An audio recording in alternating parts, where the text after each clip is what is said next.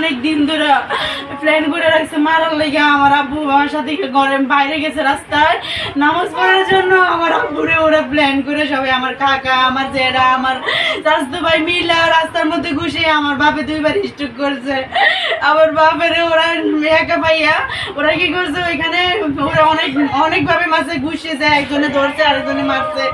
আমরা মৃত্যুর বদলে মৃত্যু চাই। আমার বাবারে নির্মম ভাবে মারছে, আমরা এর বিচার চাই।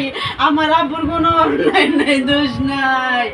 আমার বাবা ঘর থেকে গেছে, ওরা রাস্তার মাথায় ভাইয়া সবাই একা ভাইয়া মারছে। এই যে আমাদের ঘর বাড়ি জায়গা সম্পত্তি নিয়ে আমার বাবা তো সবসময় ওদের পাশে ছিল।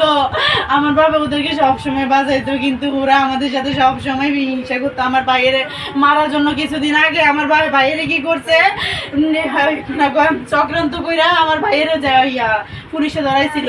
ধরে কইছে যে যাতে আমার বাইরে না ছাড়ে।